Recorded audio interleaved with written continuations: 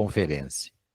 O tema da nossa videoconferência de hoje é sobre a fiscalização das concessionárias através da Receita, ainda mais que surgiu esse assunto do PIX e ficou demandando aí uma série de questões de um lado, de outro, e as pessoas não entenderam direito. Então, para os empresários, contadores, tributaristas, advogados, é muito importante essa reunião, pois esse assunto afeta diretamente os nossos negócios. Mas um assunto tão importante assim merece um especialista renomado para nos esclarecer o que está acontecendo. Por isso que o Sincodiv convidou o professor e tributarista José Carlos Carvalho, que abriu mão das suas atividades normais para nos explicar quais são as intenções deste governo de tentar arrecadar cada vez mais. Vou dar um breve briefing aqui do José Carlos, não parece missa de corpo presente, mas o José Carlos é ex-auditor público, contador, oficial do Exército, professor da FGV, professor do IBMEC, da PUC, auditor independente, consultor na área de contabilidade e tributos e possui obras publicadas nas áreas de auditoria, orçamento, fundos e fraudes tributárias. É também mestre em contabilidade e, através do seu escritório, ele presta serviço a alguns dos nossos associados do Sincodiv aqui do Rio de Janeiro. Como foi falado inicialmente, a dinâmica da nossa reunião será a apresentação do José Carlos Carvalho, depois teremos o tempo necessário para que todos possam fazer perguntas ao nosso mestre e professor. Tenho certeza que sairemos desse encontro mais esclarecido sobre esse importante assunto. Com vocês, o nosso professor e tributarista, José Carlos Carvalho. Aproveitem aí esse momento. Obrigado, comandante, pelas gentis palavras. Então, seguindo a orientação aqui do Aparício, a ideia é uma primeira abordagem. A gente vai falar aqui dando um tom bastante prático. Eu pretendo fazer isso de 20 a 30 minutos. Estou aqui com a equipe da Oliveira e Carvalho. O Weber está aqui, nosso diretor técnico, aqui para poder ajudar a gente.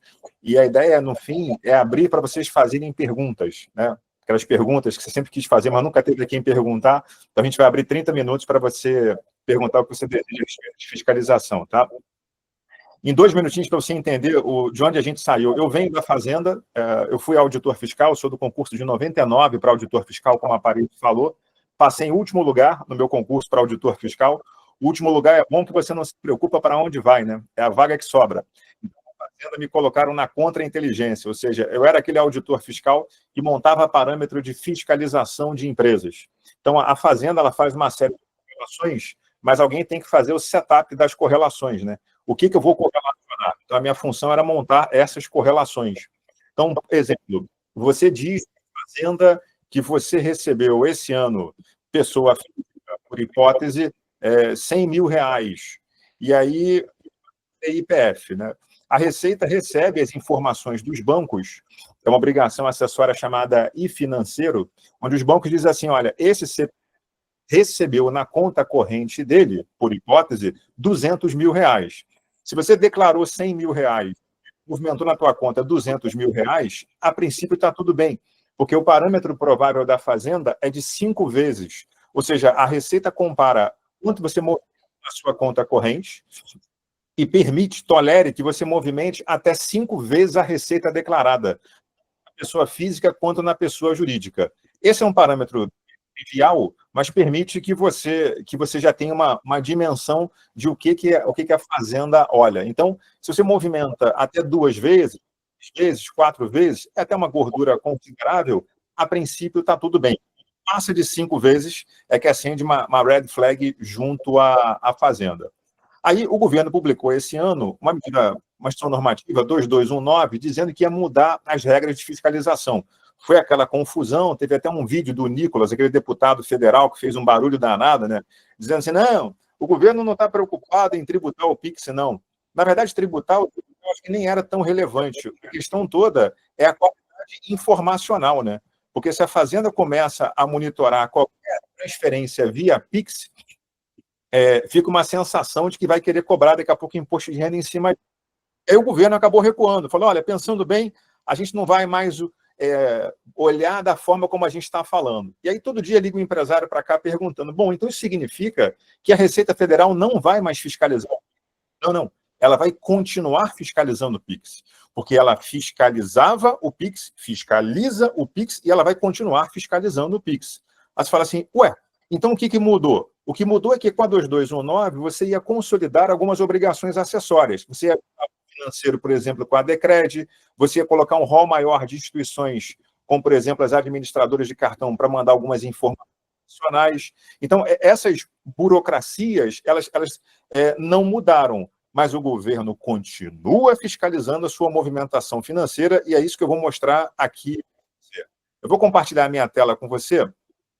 Eu não sei se você já teve a oportunidade, alguma vez, na sua vida, de analisar um dossiê integrado da Receita Federal. Se você não viu, vai ser a primeira vez que você vai ver agora um dossiê integrado da Fazenda. Deixa eu compartilhar minha tela com você. Me deixa saber, por gentileza, se abriu para você um documento chamado dossiê integrado. Ok, abriu aqui, Zé Carlos. Obrigado, Aparício. O que é isso aqui? Esse é o documento por meio do qual a Fazenda fiscaliza CPFs e CNPJs que caem na malha. A Receita ela tem a que a gente chama de malha de cadastro e malha de valor, né? Na malha de valor é quando você, por exemplo, movimenta uma quantidade de dinheiro, a débito ou a crédito, PIX, TED ou qualquer outra coisa, acima daquele parâmetro que a gente sugeriu aqui de 5 vezes. Isso é malha de valor, né? E você tem malha de cadastro, né? Por exemplo, alguém que compra um imóvel e omite essa informação da Receita Federal, não adianta nada, porque a Receita Federal recebe dos cartórios uma obrigação acessória chamada DOI, Declaração de Operações Imobiliárias. A Declaração de Operações Imobiliárias é enviada pelo cartório à Receita Federal, que sabe que o imóvel A foi transferido de João para Maria. Então, por mais que você omita isso da sua declaração de imposto de renda pessoa física, e eu, por enquanto, estou falando de pessoa física, daqui a pouco vou avançar para pessoa jurídica, a Receita Federal tem ciência, né? Se alguém, por exemplo, não declara o gasto que teve com cartão de crédito na pessoa física, também não adianta, porque as administradoras de cartão de crédito mandam para a Fazenda 2 vezes por ano uma obrigação acessória chamada Decred, que é a declaração dos cartões de crédito. Então, todos os pagamentos que determinado CPF ou CNPJ fez com cartão de crédito é informado para a Receita Federal via administradoras de cartão de crédito. Então, a Fazenda sabe. Se você não declarar isso no seu imposto de renda física ou jurídica, a Receita Federal vai receber essa informação por outro meio, né? Então, tudo isso é correlacionado por meio de malha de cadastro. Então, a Fazenda, por meio da malha de cadastro e malha de valor, se você violar um determinado parâmetro, ela roda para você esse documento que está aqui na sua tela, chamado dossiê integrado. Aqui sim, é onde a Fazenda extrai informações de fontes múltiplas e faz um bem bolado, com o objetivo de identificar alguma inconsistência, e aí, a partir dessa inconsistência, ela pode ou autuar você ou fazer um pedido de informações para que você justifique alguma coisa que para ela não faz sentido. O dossiê integrado, ele traz basicamente todas as informações fiscais da sua vida, pessoa física ou jurídica. Então, aqui, ó, CPFs e CNPJ relacionados, né? Então, cliente aparece aqui, fornecedor aparece aqui, quando a gente está falando de pessoa jurídica. Se estiver falando de pessoa física, aparece esposa, aparece filho e por aí vai. Então, é uma relação de CPFs e CNPJs vinculados, né? É como se você imaginasse um investigado, o tronco da árvore, e os diversos galhos, ramificações, fossem CPFs e CNPJ vinculados, todo mundo ali orbitando, e a Receita vai identificar quem ela quer aprofundar a investigação. Então, veja, CPF, CNPJ, CPF, CNPJ, uma relação, uma explosão aqui de pessoas físicas e jurídicas, né? Bom, aí, para mostrar para você que a Receita Federal acompanha a movimentação financeira das empresas, eu trouxe aqui declarações ao longo do tempo. Vocês vão ver aqui movimentação de 2007, de 2011, de 2013, 15, 17, 19, 23, 24 e 25. Em 2007, quando você tinha a CPMF, você lembra? Fazia movimentação financeira, 0038 saía débito da tua conta para a Receita Federal. Os bancos já mandavam a obrigação tributária acessória, né? Hoje chama-se I-financeiro, na época era DCPMF, na minha época, depois virou DIMOF, aí depois virou o I-financeiro, né? Como a gente conhece hoje. Mas, enfim, você pegava aqui quanto é que determinada pessoa física ou jurídica pagou de CPMF, fazia a conta inversa, dividia por 0038, a alíquota, e chegava a movimentação financeira do artista, né? Com a extinção da CPMF, eles avançaram e eles a Receita continua recebendo a informação via uma outra obrigação acessória, mas sabe exatamente quanto você movimenta na sua conta corrente. Então, aqui, a gente falou de movimentação financeira. Agora, a gente vai falar de cartão de crédito. Olha, veja aqui, ó, movimentação de cartão de crédito mês a mês, está vendo? Janeiro, fevereiro, março, abril, tudo que é pago com cartão de crédito por pessoa física ou jurídica e tudo que é recebido cartão de crédito de pessoa jurídica, no caso, concessionárias, por exemplo, que vendem por meio de cartão de crédito, né? O camarada foi pagar um serviço lá, usou o cartão de crédito, a Receita Federal sabe, né? E aquela história, não, a Receita só recebe informação acima de R$5.000. Nada disso, mentira. Veja aqui, ó, janeiro, nesse caso aqui, por exemplo, olha o valor de cartão de crédito informado da Receita Federal, ó, 3.482. Então, já tirando os mitos, né? Qualquer movimentação financeira, a débito ou a crédito, seja banco, seja cartão de crédito, ela é informada à Receita Federal, acima de R$5.000 e abaixo de R$5.000. Eu estou mostrando para você, porque às vezes as pessoas divulgam os parâmetros fake na internet, está aqui, eu estou mostrando para você como é que funciona. Olha aqui a movimentação de cartão de crédito, R$1.708. Qualquer movimentação de cartão de crédito, não importa o valor, é informada à Fazenda, tá? E ela tem ciência. Aqui, quando é feita a atualização da obrigação acessória que os bancos mandam para a Fazenda, deixa de ser DCPMF, passa a ser de MOF, aí você não tem mais a CPMF, mas os bancos continuam mandando quanto sai da tua conta corrente e quanto entra na tua conta corrente. Sempre foi assim, continua sendo assim hoje, tá? Aí, saindo das declarações, das informações financeiras, vem as informações fiscais agora, né? Então, veja que tudo que é informado na declaração de imposto de renda é registrado para a Receita, que vai juntar esse negócio todo aqui, ó, e vai montar, a partir disso aqui, vai usar essas informações brutas, vai transformar isso em parâmetros, e a partir daqui ela vai disparar os pedidos de informação para a Receita Federal. Então, perdão, para o contribuinte. O objetivo, portanto, aqui é mostrar para você que a Receita Federal tem acesso a tudo, tá? Qualquer tipo de movimentação, pessoa física ou jurídica. Então, essa é a primeira parte, né? O que mais que a gente tem aqui que eu queria compartilhar com você, que eu acho legal você saber também?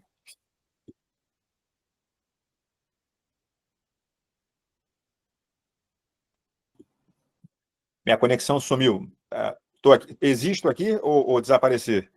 Não, está aí, ao vivo e a cores. Maravilha. Deixa eu separar para você que agora, eu vou compartilhar com você agora um outro arquivo para mostrar para você, infelizmente, a postura de alguns auditores fiscais em relação à forma como eles acompanham a movimentação financeira das empresas. Bom, se você violar um determinado parâmetro de fiscalização, a Receita Federal ela vai pedir para você apresentar esclarecimentos, né? Às vezes.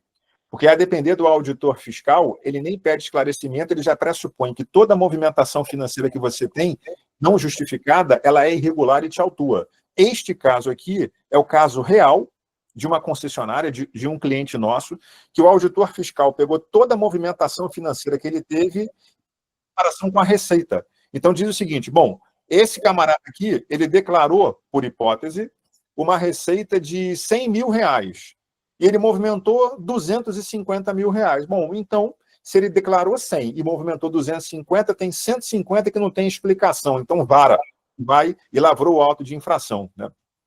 Claro que quando o auditor fiscal fica com preguiça e lavra um auto de infração sem dar a oportunidade de nós, contadores, advogados e empresários, justificarmos, né, a gente faz uma defesa robusta e tem uma chance provável de sucesso, que foi o que aconteceu nesse caso aqui. Esse é o caso aqui, ó, essa tabela é uma tabela montada por um auditor fiscal, onde ele pega lá a data, o valor que ele intima ou não intima o cliente para poder justificar. E aí ele aceita ou não aceita a documentação que suporta a justificativa apresentada pela concessionária, né? Quando ele não aceita, ele autua e bola para frente. Vocês vão ver aqui autuações bizarras, né? Se tem o caso, por exemplo, aqui, ó, nessa planilha feita por um auditor fiscal, encerrando a diligência dele, que ele autuou a empresa pelos pagamentos que ela fez de FGTS. Movimentação financeira não justificada. Movimentação financeira não justificada, pagamento de FGTS, é inacreditável. Isso aqui foi objeto de autuação. Esse auditor fiscal, ele autuou até transferências entre contas correntes da mesma empresa, inacreditável. A empresa tinha conta lá, por hipótese, no Santander, a conta no Itaú, transferiu de um banco para o outro, aí a empresa demorou a justificar e foi autuar. Quer dizer, infelizmente, a postura da Fazenda, que deveria ser uma postura de ajudar, de agregar, né, de uma postura de orientação, não é assim que acontece, né? Se você não fizer prova, se você não conseguir justificar, eles vão autuar, né? E aí, na DRJ, na primeira instância, Delegacia de Recurso e Julgamento, eu não sou mais auditor fiscal, você sabe disso, mas a cultura na Fazenda ainda é a mesma. Então, lá, infelizmente, na DRJ, ninguém ganha praticamente nada. Você tem mais chance de sucesso no CARF, quando você sobe para a segunda instância administrativa, lá no Conselho de Contribuintes. Então, lá, sim, a gente consegue derrubar com mais facilidade autos de infração. Qual é a orientação que você pode extrair dessa peça aqui? É que qualquer movimentação financeira que você tiver, você precisa ter condição de comprovar. Então, é um trabalho, nós empresários, a gente tem que se preocupar com o cliente, tem que se preocupar com o fornecedor, tem que se preocupar com um monte de coisa, mas infelizmente ainda tem um custo adicional aqui, que é chamar a equipe suporte, né, a equipe fiscal, a equipe contábil, e fazer um controle lançamento a lançamento em conta corrente, para saber cada dinheiro que entrou e cada dinheiro que saiu, né, para você ter condição de justificar, né? Se deixar para fazer isso daqui a 5 anos é complicadinho, né? Porque daqui a 5 anos você não vai lembrar mais em que você movimentou dinheiro. E a Receita Federal, ela não fiscaliza as operações par e passo, né? Outro dia um colega me perguntou, falou assim, puxa, por que a Fazenda, ela deixa para poder fiscalizar as empresas, ela sempre pede os últimos 5 anos. Ela pede informação dos últimos 5 anos porque ela não tem efetivo para fiscalizar as operações par e passo, né? Então, se ela não fiscalizar o 5º ano para trás, prescreve ou decai. Por isso que você está em 2025 fiscalizando 2019 e 2020. É porque se passar 19 e 20, ela perde o direito de autuar você. Então, por isso que a fiscalização é sempre o 5º ano para trás, tá? E é por isso que nós precisamos ter sempre o nosso controle arrumadinho, né? Então, quem nunca fez isso, é hora de fazer agora. Cada movimentação a débito, a crédito em conta corrente precisa ser planilhado, pode fazer num software, pode fazer até no Excel, mas não deixa de fazer. Se você deixar de fazer e tiver que justificar, não conseguir justificar, é complicado, né? Outro exemplo aqui, ó, eu vou compartilhar com você, do entendimento aqui da Receita Federal. Esse foi um caso de uma concessionária que pediu para a gente fazer a defesa dela, que ela foi autuada por conta de movimentação financeira incompatível. Aqui, o auditor fiscal pediu as informações e deu prazo para a empresa, um prazo que não dava tempo da empresa resgatar documento, né, de 5 anos atrás, porque dependendo do banco que você vai pedir informação financeira, o banco demora até 30 dias para te entregar, né? Aí, às vezes, 30 dias é o prazo que a Receita te entrega, né? Então, você não consegue cumprir o prazo. Por isso que é sempre importante estar com o dever de casa em dia, né? Ter toda a movimentação financeira processada lançamento a lançamento. Então, esse foi um caso de um auditor fiscal que arbitrou o lucro baseado na movimentação financeira. Falou, isso aqui você não justificou, eu dei prazo aqui de X dias, você não entregou a documentação, não tinha como, o banco não mandou, né? Então, ele disse que eram depósitos bancários de origem não comprovada, né? Omissão de receita. E foi e autuou a empresa, né? A gente entrou com recurso na DRJ, primeira instância administrativa, perdemos e ganhamos no CARF, né? Então, conforme eu te disse, a chance de vitória ela é maior no CARF, né? Mas não precisa passar esse susto, né? A ideia é criar a cultura de fazer o gerenciamento de todo o dinheiro que entra e sai da conta corrente imediatamente, né? Mais um documento que eu queria compartilhar com você aqui agora, esse aqui é como é que você organiza a tua vida, se você está numa situação compatível ou incompatível do ponto de vista fiscal. Esse documento aqui a gente chama de compatibilidade patrimonial e financeira, que a gente roda para a pessoa física e roda para a pessoa física para ver se, à luz da Receita Federal, essas entidades estão regulares ou irregulares, né? Deixa eu compartilhar com você um quadrinho. Me diz, por favor, se o tamanho você está conseguindo enxergar, por favor.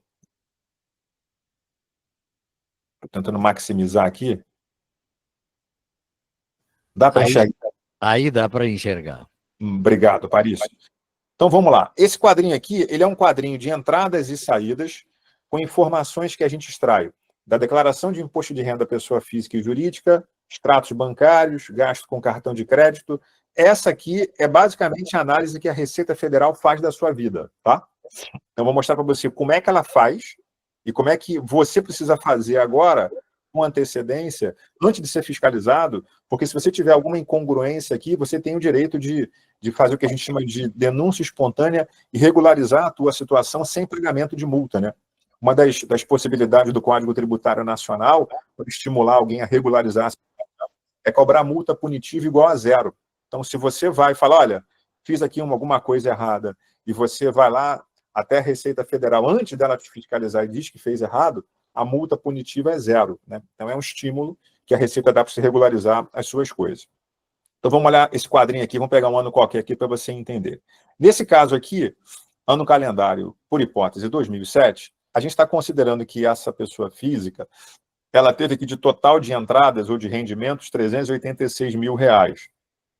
Nesse total de receitas ou rendimentos dessa pessoa física, estou considerando tanto as receitas tributáveis como as receitas não tributáveis, isentas aqui. Então, um total de ingressos, aproximadamente R$400 mil foi o que essa pessoa ganhou durante o ano. Então, a gente vai correlacionar essas entradas ou esses recebimentos com o total de pagamentos que ela fez para saber se essa conta fecha ou se essa conta não fecha, né? Então, vamos entender. O que a gente chama de saída?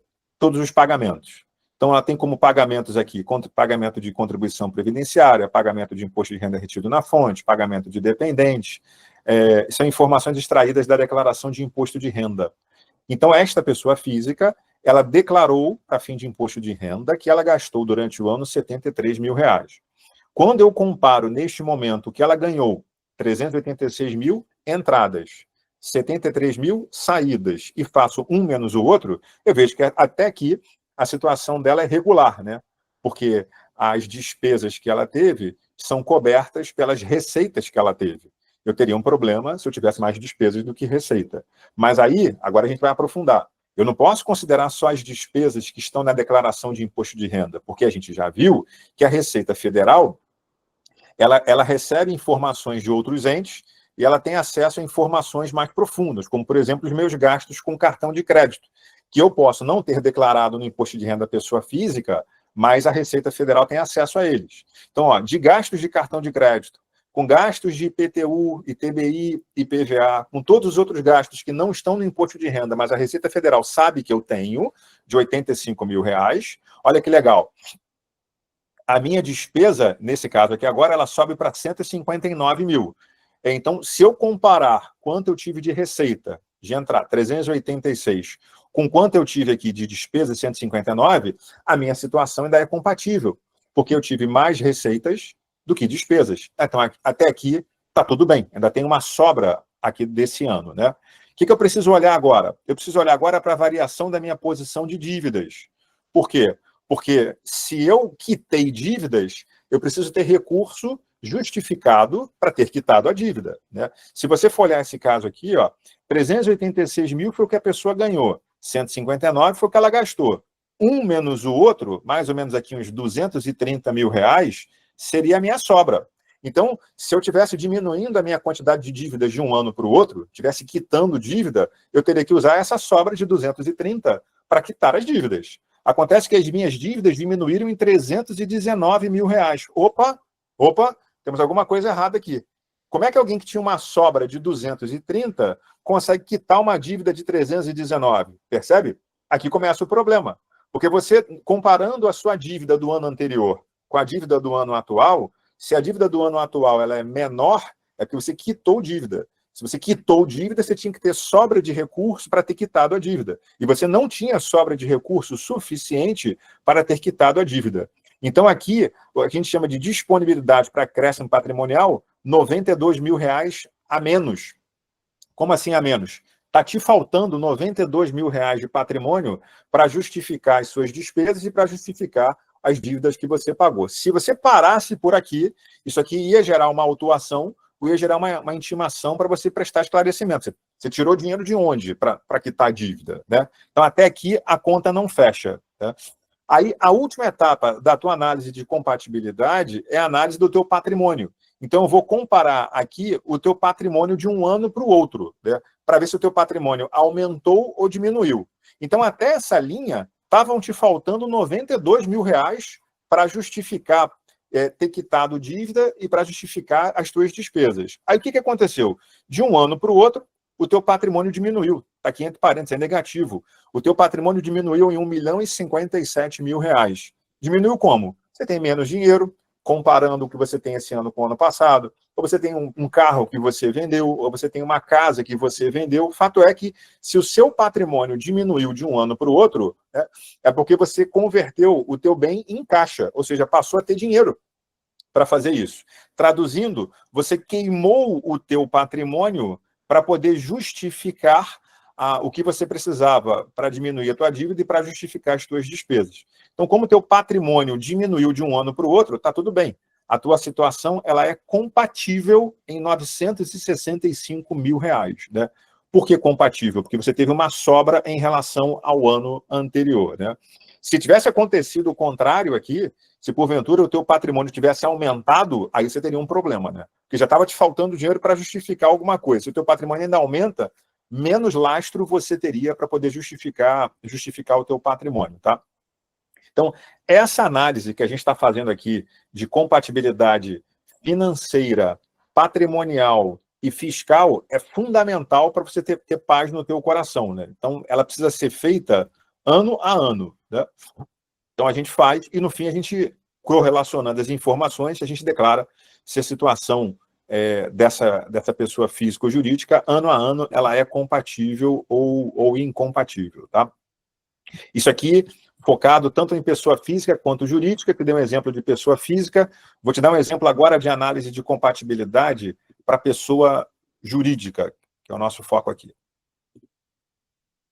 Deixa eu compartilhar com você mais um documentozinho aqui. Isso que você vai ver aqui agora é uma análise de compatibilidade que a gente faz, em especial para as concessionárias, antes de fazer qualquer tipo de recuperação de impostos, né? Porque o que a gente mais faz aqui é recuperação de impostos. Só que ninguém vai cutucar onça com vara curta, não é verdade? Não faz sentido eu pensar numa recuperação de impostos se eu tenho mais exposição do que valor a recuperar. E, a bem da verdade, queridos, é muito difícil você encontrar uma empresa que seja 100%, porque, sob a ótica da Receita Federal, todos nós fazemos tudo errado, né? Infelizmente, é assim que a turma vê a gente. Então, eu tenho que fazer um custo-benefício, né? Quanto é que eu tenho para recuperar, né? Eu tenho para recuperar 10 milhões. Legal. Quanto eu tenho de exposição? Opa, vamos regularizar esses 100 mil de exposição para depois, então, buscar os 10 milhões. Quanto eu tenho de exposição? 50 milhões. Pô, eu não vou recuperar 10 milhões se eu tenho de exposição 50 milhões. Então, toda vez que se fala de recuperação de impostos, já fica aqui a dica, você tem que olhar para o teu potencial de recuperação, quanto vai entrar no teu caixa, e você tem que olhar para a tua exposição. O que eu tenho de potencial de dar problema aqui? Então, é necessário que você faça uma espécie de auditoria de obrigações acessórias para verificar se a tua foto está bonita. Se a tua foto estiver bonita, legal. Aí faz sentido você então, provocar a Receita Federal para fazer algum tipo de recuperação de impostos.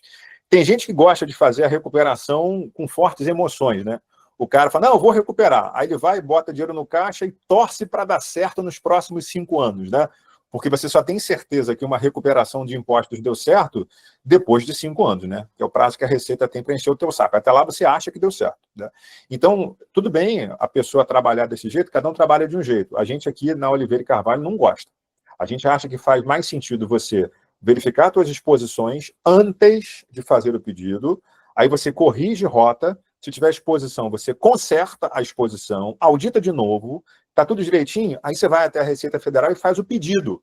Esse é o jeito legal de fazer, né? Antes de você usar. Demora um pouco mais, mas a ideia é você mitigar risco de você não ser surpreendido daqui a 5 anos tendo que devolver aquilo que você recuperou, né? Então, são formas e formas de você fazer, por exemplo, recuperação de impostos.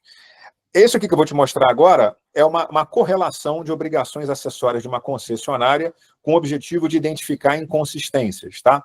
Então, o que a gente faz? A gente cria... Primeiro, a gente pega as obrigações acessórias. Então, pega lá, por exemplo, a DCTF, pega lá a EFD, com todas as competências, né? Você vai ver aqui competências até 2012, porque tem determinadas recuperações de impostos que passam de 5 anos. Por isso que você está vendo aqui recuperações, eu buscar a obrigação acessória lá de trás, tá? Então, DCTF, EFD, ECD, tá vendo aqui? Aí a gente pega essas obrigações acessórias, joga nas plataformas de auditoria, a gente tem a plataforma de auditoria, nossa metodologia dentro de casa, para fazer a correlação. Claro que o fato de ter sido auditor fiscal me ajuda, né? Porque eu de alguma forma, consigo entender o que a Fazenda gosta de observar. E aí a gente cria regrinhas aqui para identificar inconsistências, né? Então a gente aplica aqui uma série de regras que a gente divide em grupos, e aí a partir daqui a gente identifica se essas regras foram violadas ou não. Se elas foram violadas, significa que aconteceu uma ocorrência. Uma ocorrência é alguma exposição, alguma coisa errada, que a gente precisa entender, e essa exposição a gente qualifica como exposição alta, média ou baixa, né? Se a exposição é alta, significa que a chance da receita pegar é muito grande, eu preciso entender para corrigir rota, a gente precisa até avaliar se faz sentido fazer uma recuperação ou não. Se a exposição é baixa, pode ser que a gente deixe passar, porque às vezes a exposição baixa, o valor é imaterial, e aí tudo bem, né? Aí, não, às vezes a exposição é média, vamos entender. Deixa eu abrir um pouquinho mais, porque aqui a gente tem donos de concessionária, mas também tem gente da área técnica. Então, me permita entrar um pouquinho no detalhe aqui, só para você entender um pouquinho mais como é que a gente faz. Por exemplo, no grupo de preenchimento, né? Grupo de preenchimento, eu identifiquei aqui, na regra 48, um participante sem inscrição estadual com crédito de ICMS, né? Isso aqui é só um tipo, tá? Mas a gente tem aqui problema de cadastro, problema de base de cálculo. Aí você fala assim, mas peraí, o que é participante sem inscrição estadual com crédito ICMS? Então, essa concessionária comprou uma mercadoria para revenda, se creditou de ICMS, e o fornecedor dela não tem inscrição estadual. Você fala assim, mas como é que pode um cara comprar alguma coisa para revenda se ele não tem inscrição estadual, se o fornecedor não tem inscrição estadual? Então, calma. É porque lá atrás, quando essa empresa comprou essa mercadoria para revenda, em 2012, esse fornecedor existia. Acontece que o mundo é dinâmico, né? O fornecedor que existia em 2012 não existe mais em 2025. Então está tudo bem, ele não tem inscrição estadual, porque ele não existe mais. Mas ele existia em 2012. Então, desde que eu consiga comprovar isso aqui, está tudo certo, né? Só que eu preciso fazer esse dever de casa antes de submeter o meu pedido à Receita Federal. Porque como a gente está pedindo antes de usar, se tiver alguma coisa errada, a Receita não vai deferir. Então, você precisa corrigir rota a priori, né? Vou te colocar aqui um outro problema, por exemplo. Olha aqui. Base de cálculo de PIS, olha aqui, regra 157, é uma regra de saída de prestação. Base de cálculo de PIS/COFINS incorreta. Quer dizer, provavelmente aqui o camarada inverteu aqui algum CST de entrada com de saída, usou NCM errado. Quer dizer, como é que eu vou fazer um pedido de recuperação de PIS e COFINS, né, que é o que a gente mais faz aqui hoje, né, se porventura esse cara está com uma base de cálculo errada? Vai dar problema, né? Então não adianta, a gente só pode fazer o pedido à Receita Federal na hora que a tua fotografia ela está tudo muito bonitinha, né? Antes disso não faz sentido, vai dar problema e a Receita vai indeferir. Então esse dever de casa aqui, completo, bonito, ele tem que ser feito antes de você submeter o pedido, qualquer tipo de recuperação de impostos à Receita Federal. Hoje, a gente tem feito muita recuperação para as concessionárias, por exemplo, só para você entender a importância dessa auditoria aqui, a história do PIS/COFINS monofásico, né? Então, dando um passo atrás para você entender a relevância desse negócio aqui. Em 2017, transitou em julgado a tese do século, exclusão do ICMS da base do PIS/COFINS, né? Eu acho que, basicamente, todo mundo que está aqui fez a recuperação da tese do século, tirando o ICMS da base do PIS/COFINS. O que aconteceu? Uma determinada associação de marca procurou a gente porque estava entrando em rota de colisão com a montadora. Vou contextualizar para você entender, tá? O que aconteceu? Carro novo é PIS/COFINS monofásico. Estamos na mesma página? Carro novo é PIS/COFINS monofásico, beleza? Então, a montadora, quando vende o carro novo para a concessionária, ela já paga o PIS/COFINS da cadeia toda. A depender da situação, né, ela não paga lá o 9,25, que é o PIS/COFINS do lucro real. Dependendo do ano, ela paga 12, ela paga 11,6. Então, ela já recolhe o PIS/COFINS da cadeia toda. Está acompanhando o raciocínio? Maravilha. Aí, a montadora vendeu o carro novo lá para a concessionária. Tá ótimo. E aí, por conta da decisão transitada em julgado, dizendo que você pode tirar o ICMS da base do PIS/COFINS, todas as montadoras entraram com ação judicial para recuperar o PIS/COFINS, inclusive o monofásico, que incidiu na venda dos carros novos. As ações transitaram em julgado e as montadoras colocaram dinheiro no caixa, estão lá felizes da vida. Tudo beleza. Só que tem uma coisa. Quando a montadora recolhe o PIS/COFINS monofásico, uma parte desse PIS/COFINS monofásico pertence à montadora e a outra parte do PIS/COFINS monofásico pertence à concessionária. Porque se o PIS/COFINS é monofásico, significa que você está concentrando na primeira etapa da cadeia o PIS/COFINS da cadeia inteira. Até por isso você trabalha com uma alíquota majorada, né? Se você fosse pagar só o da montadora, você pagaria 9,25. Mas você não está pagando 9,25, você está pagando 11,6. Então a montadora está recolhendo o PIS/COFINS da cadeia toda, não só o dela, mas também o pedaço do PIS/COFINS que seria devido pela concessionária, caso ela fosse pagar. Tudo bem até aqui? Estamos na mesma página? Maravilha. Aí, a montadora entrou com a ação judicial, transitou em julgado, o direito de recuperar esse PIS/COFINS monofásico, ela foi até a Receita Federal, fez a habilitação e colocou o dinheiro no caixa. Aí as concessionárias disseram assim, montadora, só um minutinho. É porque quando você recuperou o PIS/COFINS monofásico aí, por causa do ICMS na base, você recuperou o teu pedaço e o meu pedaço. Então, você, por favor, me passa aqui o meu pedaço do PIS/COFINS monofásico. E aí o que acontece? Algumas montadoras se predispuseram a fazer acordo com as concessionárias, né? Se eu não estiver falando besteira, a Chevrolet fez um acordo com a concessionária para poder indenizar uma fatia para os dealers. A Toyota fez um acordo com as concessionárias, também fez lá uma indenização. A Renault fez um acordo também para poder indenizar lá, foi legal. A Nissan, mais recentemente, também fez. E agora, a última que fez no fim do ano foi a MAN, a Volkswagen Caminhões, né? Então, assim, se eu não estiver esquecendo aqui mais uma ou outra, essas foram as montadoras que toparam pegar um pedaço do PIS/COFINS monofásico e passar para as concessionárias. As demais bandeiras, não. Então, olha que interessante, né? A montadora recuperou, mas não quer repassar o pedacinho para a concessionária. Aí procuraram a gente. Pô, o Oliveira Carvalho, a gente vai entrar com uma ação contra a montadora para poder recuperar o PIS/COFINS monofásico. Falei, calma, porque brigar com a montadora não é um bom negócio, né? Daqui a pouco a montadora começa dizendo que você não atualizou a equipe, não comprou ferramental, não pagou o que tinha que pagar, ela vai te advertindo, daqui a 2 anos ela te descadastra. Então, brigar com a montadora é sempre o último caso. Então, qual foi nossa sugestão aqui que parou de pé? A gente buscar o pedaço do PIS/COFINS que as concessionárias têm direito diretamente na Receita Federal. Aí você fala, mas como é que você pega na Receita Federal? Vamos devagar. Que a concessionária tem direito, eu não tenho dúvida, porque a tese do século está pacificada, né? O ICMS não entra na base do PIS/COFINS. Então, fim. Então, e as montadoras, inclusive, já botaram o dinheiro no caixa. A questão não é se a concessionária tem direito, a questão aqui é a matemática. Porque na hora que a montadora recolhe o PIS/COFINS monofásico dos carros novos, ela recolhe um percentual fechado. Ela recolhe 11,6. E aí, querido, minha pergunta é, dessa pizza aqui, ó, de 11,6, qual é a fatia do PIS/COFINS monofásico que pertence à montadora e qual é a fatia do PIS/COFINS monofásico que pertence à concessionária? E ninguém diz. A questão não é uma questão de direito. A questão é uma questão de como é que eu vou fatiar essa pizza. Qual foi o golaço? O golaço, que eu vou compartilhar com você agora, foi uma consulta formulada à Receita Federal para que a Receita Federal dissesse qual é a fatia do PIS/COFINS monofásico que pertence à concessionária e qual a fatia que pertence a montadora. Aqui é que está a parte mais legal da história, né? Então, o que é isso aqui? Uma consulta formulada ao CETAD Coest-Cosit, que é o órgão de consulta da Fazenda, você sabe disso. E a pergunta foi bem pontual, foi assim, ó, recuperação de PIS/COFINS monofásico do segmento automotivo, para não ter dúvida, tá? Então, a pergunta é essa aqui, ó.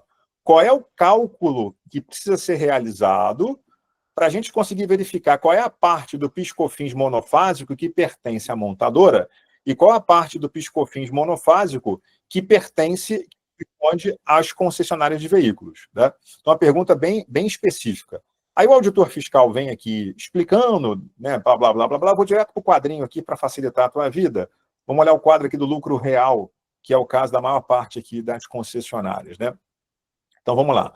Olha o que o auditor fiscal fez. Ele foi catedrático aqui, foi bem professoral. Então, está dizendo o seguinte: concessionárias no lucro real. Olha que legal a explicação dele.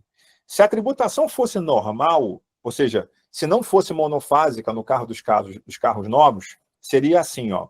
A montadora venderia um carro, por hipótese, por 100 dinheiros para a concessionária. A montadora, sendo ela lucro real, ela estaria sujeita a uma alíquota de 9,25. 9,25 de 100, ela recolheria R$ 9,25, beleza? Se a tributação fosse normal. Vou chegar lá. A concessionária, por sua vez, compraria esse carro da montadora e revenderia esse carro, por hipótese, por 130. A concessionária, sendo lucro real, ela aplicaria a alíquota de 9,25 sobre o preço de saída e acharia 12,03 a débito. Então, ela teria 12,03 de PIS/COFINS a débito na saída contra 9,25 de PIS/COFINS a crédito na entrada. Um menos o outro, ele recolheria aqui o 2,78 de PIS/COFINS, se a tributação fosse normal. Mas acontece que a tributação não é normal. A tributação ela é concentrada ou monofásica. Então, como é que funciona no mundo real? Vamos entender. A montadora, ela vende, por hipótese, o carro para a concessionária por 100. Ela pratica uma alíquota majorada aqui de 12, porque na tributação monofásica, ela está trabalhando com uma alíquota que paga a cadeia toda, por isso que a alíquota é majorada, né? Então, 12% de 100, ela recolheu R$12, inclusive com ICMS na base, né? Que é o que vai ser recuperado. E aí, a concessionária, por sua vez, ela vai revender esse carro, por hipótese, por 130, e na hora de pagar o PIS/COFINS, ela vai pagar 0. Aqui eu apanhei, porque aqui as montadoras vieram e falaram assim: ah, Oliveira e Carvalho, só um minutinho. Você quer recuperar o nosso PIS/COFINS monofásico? Claro, as montadoras puxando a brasa para a sardinha dela, né? Você quer recuperar o nosso? Vocês não pagaram nada. Eu falei, só um minutinho. Eu não paguei nada na minha etapa de venda, mas eu, concessionária, não paguei nada na minha etapa de venda, porque você, montadora, já pagou o PIS/COFINS da cadeia toda.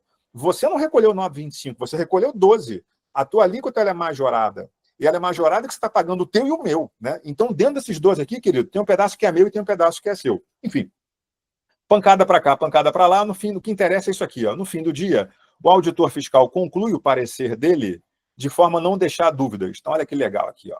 Olha o que ele coloca.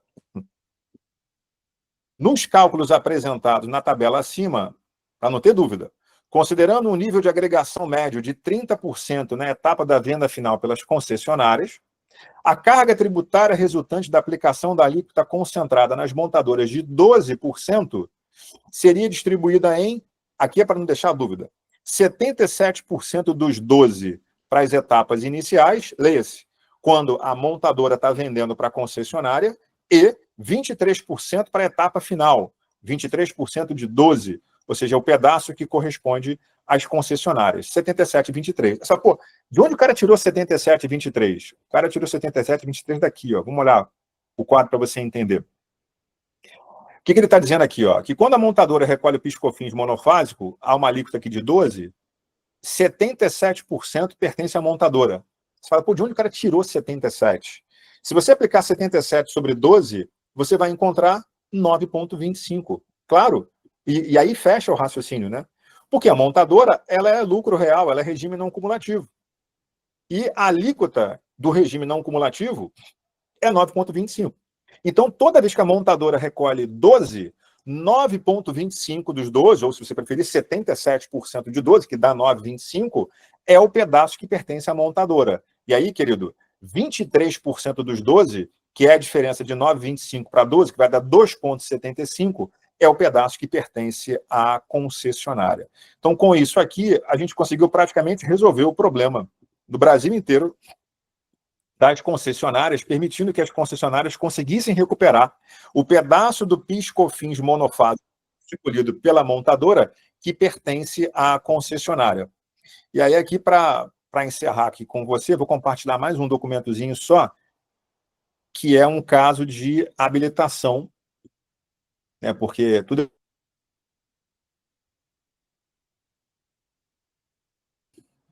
Caiu e voltamos, né? Tudo é muito bonito, enquanto a Receita Federal autoriza. Então, o que eu vou te mostrar aqui agora é uma habilitação por parte da Receita Federal, né? Então, isso aqui que você está vendo é um pedido feito à Receita Federal, em que a gente fala: oi, Receita Federal, tudo bem?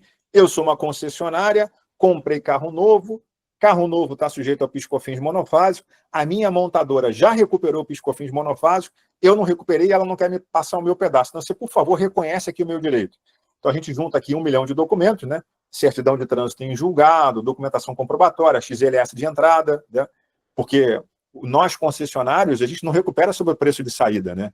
Quando a gente pagou, a gente não... Quando o carro foi vendido, não teve PIS/COFINS na saída, eu recupero em cima do XML de entrada, né? Então, eu tenho que ver todas as aquisições que eu fiz da montadora, retroagindo até onde der, aí cada montadora tem um tipo diferente. Então, eu junto, faço a conta e submeto à Receita Federal. É uma habilitação. E a Receita Federal pode dizer, concordar ou não, né? Então, está aqui, até agora tem dado certo, está aqui o despacho decisório, a Receita Federal chancelando aqui, ó, o valor a recuperar, e no final defere aqui o pedido de habilitação, né? Defere o pedido de habilitação, inclusive com valor, né? Em algumas situações ela dá o valor, em outras situações ela não dá o valor, né? Cada um vai de um jeito, né? Muito bem, querido, antes de abrir aqui para perguntas e respostas, eu já vou colocar aqui para você o meu contato pessoal, estou colocando no chat o telefone de WhatsApp, que funciona muito bem. Então, é 21, está aqui no chat, 981 30 0105. 981 30 0105. Esse é o WhatsApp. Porque quando terminar aqui, provavelmente você vai me pedir o material, né, que eu apresentei aqui para você. Então, você pode me pedir o material tanto por WhatsApp, e se você quiser pedir por e-mail, pode pedir por e-mail também. Estou colocando aqui no chat o e-mail. Então, tá lá, josecarlos@oliveiraecarvalho.com. josecarlos@oliveiraecarvalho.com. O Aparício, você quer que eu mande o material para você e você repassa para todo mundo, ou as pessoas fazem contato com a gente manda o material? Como é que você quer conduzir, comandante? Zé Carlos, eu prefiro comunicar a todos a respeito dessa que nós tivemos aí, que já tem mais de 217 assistentes, tá certo? Uhum. Colocando o seu telefone, colocando o seu e-mail, e aqueles que se interessarem, aí eu encaminho direto para você e você remete para eles, tá? Eu vi que houve pergunta aqui, já tem gente levantando a mão aí, querendo fazer pergunta, que é do pessoal lá da LCP, que é o nosso amigo aqui, que é seu xará também, José Carlos, com quem eu tive o privilégio de trabalhar durante 15 anos e aprender muito com ele, tá? Então agora eu aprendo com 2 Zé Carlos. Um que é o professor ali e o outro que é o mestre. Então, se você prefere assim, que eu mande para todos, dizendo da reunião, passando os seus contatos, e quem tiver interesse, é só pedir aqui para o Sincodiv que a gente repassa. Maravilhoso, comandante. Estou afunilando tudo em você. E tem um monte de clientes nossos aqui que eu estou vendo. Já vi a turma aqui da Revemar, já vi o Delison. Tem gente pra caramba que já está aqui dentro, já está trabalhando aqui com a gente. Que legal. Tem gente lá do Sul também. Fábio Nery aqui. Uhum. Geraldo Ogione, da Automotive aqui. Eu acho que tem uns 40 amigos aqui já prestigiando. Que bom. Bom poder. Irno, lá da Ivel. Prazer em encontrar vocês aqui. Que coisa boa. Vamos que vamos. Vamos então aqui as perguntas. Fiquem à vontade, começando pelo meu xará, que tem esse nome, o nome mais bonito do mundo. Não é isso? Boa tarde, tudo bem? Prazer, viu, Zé Carlos? Igualmente, mestre. A minha pergunta era justamente sobre essa consulta. Ela vai ser disponibilizada? Porque eu já estou com uma ação individual, já transitado em julgado, e os nossos cálculos, a princípio, foram só sobre o ICMS-ST, okay? Porque era aquela base julgada, né, pelo Supremo e pelo STJ, né? Então, eu não sei como fica isso agora com esse percentual que esse auditor estabeleceu aí. Provavelmente não, né? Porque o percentual maior ficou com a fábrica. Vocês chegaram a fazer esse cálculo? Fizemos.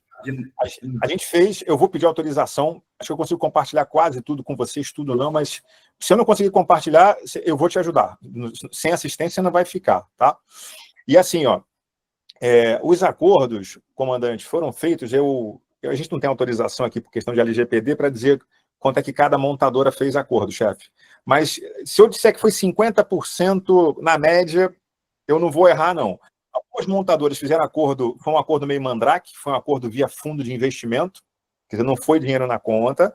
Outros montadores fizeram acordo dizendo que vão pagar ao longo de tantos anos, quer dizer, cada uma fez de uma determinada maneira. Eu acho que o bacana, Zé, de você pegar isso na Receita Federal é você pegar, porque no acordo você acaba abrindo mão de alguma coisa, né? Acordo é todo mundo abre mão. Então, a turma não pegou tudo que tinha direito. Então, dá para pegar a parcela que ficou faltando direto na Receita. A boa notícia é que, com o dever de casa completo, chefe, a Receita defere, né? Então, de novo aqui, lembrando tudo que a gente falou. Tem que fazer o dever de casa, tem que ver se tem inconsistência, porque ninguém vai cutucar a Receita se tiver mais exposição do que valor a recuperar. Então, assim, inclusive, quem está aqui que tem dificuldade, eu não sei se a minha fotografia está bonita. O Aparício, que é o dono da bola, vai compartilhar lá os contatos. Vocês entram em contato com a gente pode rodar aqui, fazer uma auditoria prévia aqui. A gente faz isso para, acho que quase todos os clientes, né? Para ter certeza de que não vai sair o tiro pela culatra, né? Então, quem tiver interesse, a gente roda essa auditoriazinha, está tudo arrumado. Aí a gente ajuda, tá? E, Zé, o que o João já está colocando aqui, o João é um cliente nosso aqui, ó, na Renault foi na conta, né? Mas teve um desconto enorme referente às custas processuais. Obrigado, João. Zé Carlos, só acrescentando. Nós estamos vendo aqui o acordo que foi feito com as concessionárias da marca GM. A GM, nesse primeiro acordo que ela liberou agora, ela estabeleceu que o período que ela levantou foi até março de 2017. Yes. Ou seja, aquele período de março até fevereiro de 2017. Março de 2017 para frente, que o STJ ele consolidou, né, o entendimento sobre o ICMS-ST, esse daí ela não devolveu ainda não. Os funcionários podem olhar lá que o documento do acordo foi até fevereiro de 2017. Tua observação é muito boa. Vamos separar são três coisas diferentes que a gente está falando aqui, comandante. Então, vamos lá. Primeiro como você bem disse, Zé, em março de 2017, o STF pacificou o entendimento que o ICMS não entra na base do PIS/COFINS, está resolvido. Eu acho que todo mundo, ou quase todo mundo, já fez a recuperação do próprio PIS/COFINS, quando paga PIS/COFINS, tirando o ICMS na base. Essa é uma história. Especificamente, o ICMS-ST foi pacificado agora, tem pouquinho tempo. E aí, quem não tem ação judicial só consegue retroagir 5 anos. Quem tem ação judicial, retroage 5 anos para trás da data da distribuição da ação. Esse é o tema 2. O que a gente está falando aqui, comandante, é o PIS/COFINS monofásico, que é aquele que, quando a montadora vende os carros novos, carro novo, você tem PIS/COFINS monofásico e ICMS-ST. Então, você tira lá o ICMS da base do PIS/COFINS monofásico, a montadora já recuperou o PIS/COFINS monofásico, só que ela não repassou, ou fez acordo ou não fez acordo, algumas fizeram, outras não, com as concessionárias. Qual é o ponto? É que de março de 2017 para frente, algumas o prazo é um pouquinho diferente, quando a matéria foi pacificada, as montadoras já não colocam mais o ICMS na base do PIS/COFINS monofásico, né? Porque de março de 2017 a questão foi resolvida, então dali para frente não tem o que recuperar. Essa recuperação que a gente faz do PIS/COFINS monofásico, que foi recolhido pela montadora, ele é lá de trás. Ele é de quando a montadora ainda deixava o ICMS na base do PIS/COFINS monofásico. Então, a depender da montadora, a gente retroage até 2007, retroage até 2008, retroage até 2012. E para ali em 17, para em 18, aí depende de quando a montadora tirou da base de cálculo dela, tá? Então, esse aí a gente... E sem brigar com a montadora. Isso é um cuidado importante, José, porque o que acontece? Todos os acordos que eu li das montadoras com as associações de concessionárias, né, a Abrare, todas, né, eles dizem que a concessionária não pode brigar com a montadora. Por isso é um acordo. Então, se você brigar, você... Então, qual foi a ideia? A ideia foi recuperar na Receita Federal sem envolver a montadora, que é isso que a gente faz. Então, assim, a ideia em nada afeta o acordo que foi feito da associação, qualquer que seja ela, com a montadora. O que eu nem aciono a montadora. Eu, concessionário, vou direto na Receita Federal, faço a habilitação dos meus 23% e vida que segue, né? Para não atrapalhar a vida da montadora. O que, às vezes, a turma me pergunta aqui é o seguinte, que é um caso sui generis, né? Porque eles falam assim, tá, a montadora, quando recuperou o PIS/COFINS monofásico, ela entrou com a ação judicial, né? Trânsito julgado. Uhum. Você acha, Zé, que quando a montadora entrou com a ação para recuperar o PIS/COFINS monofásico, você acha que ela entrou pedindo só o pedaço dela ou ela entrou pedindo tudo na ação judicial? Tudo. Então, a montadora, quando entrou com a ação, ela entrou pedindo o 11,6, o 12, que ela recolhe, né? Transitou em julgado, quanto você acha que ela botou no bolso? O 11,6 ou o 12. Tá tudo certo, né? E aí, os meus clientes às vezes perguntam assim, mas quando você for até a Receita Federal, pegar a fatiazinha da concessionária, que a Receita Federal já disse que é de 23%, a Receita devolve? Aí eu digo, devolve. Aí ele fala assim, então a Receita vai devolver 2 vezes?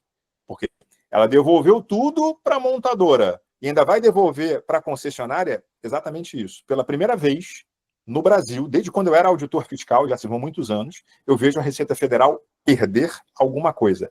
Não é que ela vai devolver 2 vezes, é que o pedacinho da concessionária ela devolve 2 vezes. Aí você fala assim, como? Vamos lá, vamos voltar a fita de novo, né? A montadora entrou com ação judicial, transitou em julgado. Quando transita em julgado, você sabe que a ação acaba, né? Você até tem o recurso do recurso do recurso, que chama-se ação rescisória, que é a possibilidade da PGFN, 2 anos depois do trânsito em julgado, desfazer a ação judicial transitada em julgado. Já passou o prazo. Então, a montadora tem uma ação transitada em julgado, que já passou o prazo da rescisória. Ela tem o direito de receber o 11,6 ou 12. E não tem o que a Receita Federal fazer. Porque quando você vai para a etapa da habilitação, você não discute mais o mérito. O mérito foi discutido no judiciário. A etapa administrativa da habilitação é uma etapa meramente formal. É você juntar a documentação comprobatória, você juntar a certidão de trânsito em julgado. Então, por isso que as montadoras colocaram tudo no caixa delas. O que aconteceu é que alguém comeu mosca. Porque quando a montadora foi para o judiciário com a ação dela, ela tinha que ter pedido o pedaço dela. E aí, o que o procurador da Fazenda, o AGU, tinha que ter feito? Falar assim, só um minutinho, seu juiz. A montadora está pedindo 11,6, mas ela não tem direito a 11,6, não. Ela tem direito a 77% do 11,6. Ninguém falou nada. Inacreditável. E aí o juiz deu. Então, a ação da montadora transitou em julgado, em última instância, passou o prazo da rescisória, com o direito dela receber um 11,6, inacreditável. Então, acabou, fim, não tem que discutir. E nós, concessionários, entramos com a ação judicial para recuperar o nosso pedaço. Então, nós também temos a ação transitada em julgado, não para recuperar tudo, para recuperar só o nosso pedacinho. A gente tem direito aos 23%. Então, a gente está diante de 2 ações transitadas em julgado, vencido o prazo da ação rescisória, e é por isso que a Receita Federal não está enchendo o saco, ela não tem o que fazer, né? Porque se ela tentar desfazer uma ação transitada em julgado vencido o prazo da rescisória, ela vai tomar uma sucumbência na cabeça. Então, por isso que a gente tem conseguido fazer funcionar na Receita, tá? Respondi a tua pergunta, Zé? Meu amigo, você mais me complicou. Vou te dizer por quê. Nós estamos discutindo para frente também. O para frente de quê? Do monofásico? Ou do ST? Do ST. Não, tá. O junho no nosso caso, como entramos com a ação em junho de 2017 até dezembro agora, recente, né, quando saiu a decisão do STJ. ST, tá. Certo, o STJ, né? O STJ que definiu agora o caso do ST. Então, nós estamos brigando por essa fatia do ST, você entendeu? Tá. Então, você entrou com ação para recuperar o MSST. Legal. A rigor, comandante, você teria direito a retroagir 5 anos da data da distribuição da ação. 5 para lá e 5 e até... É isso aí. O problema é que o abençoado STF, ele modulou, por exemplo, a tese do século. Ele falou, olha, quem entrou com a ação de março de 17 para frente só vai poder retroagir até março de 17. Né? Foi o meu caso. Então, é isso, chefe. Por isso que eu estou pegando de 17 a 24, né? Mais ou menos isso. Ô, Zé, você está 100% certo, Zé. Você vai pegar de 17. Vai pegar de 17. Só que eu estou pegando a base do ST, porque a decisão foi o destaque, né? Justamente a pergunta que eu ia colocar para você aqui, se utiliza a nota de entrada com destaque, que é lá que está a base, porque eles falam que é o ICMS destacado, só que quando você vende o veículo, você não destaca ICMS nele, porque para nós aqui ele sai como alíquota zero, só que na nota fiscal de venda, a gente informa a nota de compra, que o PIS/COFINS também, o ICMS foi pago lá. Então, entendendo que ele está por dentro da mesma forma. Então, peraí. Heber, qual é o entendimento, comandante, da empresa? Tem as duas modalidades, Zé Carlos. Tem essa do ST, que não teve o trânsito julgado lá atrás, como a gente estava falando do ICMS, normal, próprio, que é o que a gente está fazendo com pezinho no chão, conservadorismo. E o ICMS-ST é essa que o José está falando, que transitou agora, mas uma coisa não tinha relação com o monofásico, né? Então, assim, você pegar os dois lá, o ICMS, é tudo ICMS, eu concordo, né? Mas a gente tem olhado para isso com muito cuidado para não ter nenhum tipo de conflito. A gente busca lá o ICMS próprio, ainda que os dois sejam custo no final da história, né, Zé Carlos? Que seja o custo da concessionária, né? Mas existe a discussão desse tema também, mas ele ainda não estava muito maduro, não estava pacificado. Mas a gente tira o ICMS destacado. No caso do ICMS-ST, Heber... Tira o destacado do próprio. O próprio. Beleza. É isso. ICMS próprio. De novo, mas por que isso? Porque o próprio é aquela que já transitou em julgado, já tem a decisão da STF, né? Tudo mais. O ICMS-ST saiu agora em 2023, não é? Então, assim, são coisas distintas. Até chegar nessa fase, né, teve muita movimentação. Então, existe a possibilidade? Existe até a possibilidade de a gente fazer isso, né? Mas hoje, a gente tem feito aí com ICMS próprio. Legal. Inclusive, a própria COES, né, a consulta, né, Zé Carlos, ele não trouxe nada do monofásico, do instituição tributária, né? Então, por isso que a gente está com o pezinho no chão aqui, conservadorismo, para não ter nenhum tipo de problema. Tá. Eu estou falando isso porque o que me animou, o Zé Carlos de Carvalho, é o parecer SEI 4.090 do Ministério da Fazenda, que saiu, vocês já devem sair, é lógico. Esse parecer, o Ministério da Fazenda está desobrigando os advogados de recorrer. A recorrer sobre o ST. Porque, Zé, toda vez que sai uma decisão em recurso repetitivo, né, por uma questão de eficiência processual, você pega o Código de Processo Civil, comandante, lá no artigo 543, as linhas B e C, ele traz assim, decisões em repetitivo no STJ, que seriam as decisões coletivas, né, e decisões em repercussão geral no STF, por uma questão de economia processual, né, elas obrigatoriamente deverão ser observadas no âmbito da Fazenda. Está lá no Regimento Interno do CARF, artigo 62, parágrafo 2º. Então, assim, quando sai uma decisão dessa, é maravilhosa, né? Porque não adianta eles ficarem recorrendo, né? Se a decisão é repetitivo, acabou. Os recursos nem sobem mais, né? Param na segunda instância. Tá menos ruim, comandante? Paz. Nosso grupo é muito grande e bem conservador também, sabe? O Aparício conhece, trabalhou conosco muito tempo. Então, nós estamos nessa esquina, né? Porque a nossa decisão, nós temos ações individuais com trânsito julgado, esperamos 2 anos para não dar decisória, né? Legal. E estamos aí agora levantando, pegando como base esse CMS-ST. Nós estamos com dificuldade justamente para encontrar uma decisão. E quando você falou aí, é correto, o STJ ele não definiu, o STF não definiu base, o STJ ele só foi atrás, dizer, olha, o ST também. Então, a base, quando saiu essa decisão agora, esse parecer do Ministério da Fazenda, é que deixou a gente mais animado sobre o ST, de março de 2017 até mais recente, entendeu? Comandante, faz o pedido à Receita para demonstrar a tua boa-fé, como você é conservador, faz o pedido à Receita. Eu vou fazer. A atuação já transitou em julgado? Já então, faz a habilitação. Vou fazer o pedido. Eu só não vou retroagir, porque senão vai dar uma confusão justamente por causa do monofásico, entendeu? O que eu faria? Eu poderia retroagir 5 anos também pela minha decisão. Eu dividiria, para não ter problema. Como estratégia, eu partilharia o pedido, faria a parte que ela é em conteste, você não tem dúvida, e aí depois, se fosse o caso, faria um outro pedido para... Do ST. Para o pedaço que você tem, do período que você tem dúvida. É uma possibilidade. Mas aí também nós temos que levar em conta, né, a trava que eles colocaram, né, de compensação.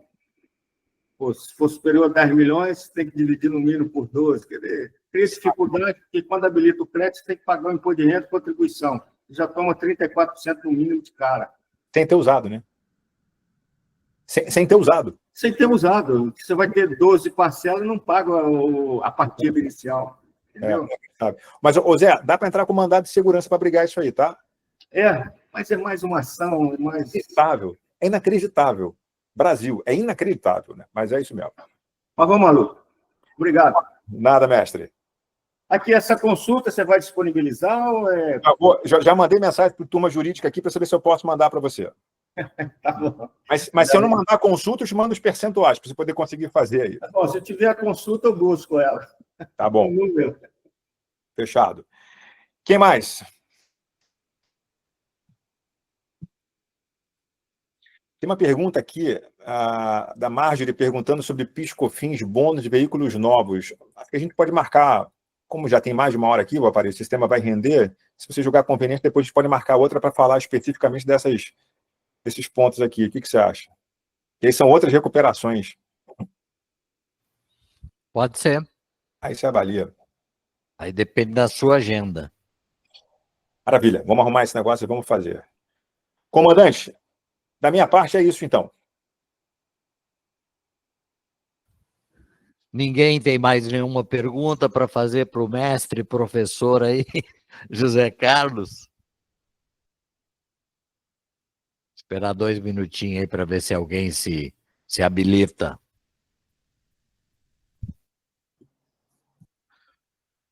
Fala de receita, a turma fica preocupada, né? O aparelho. Pode perguntar que não.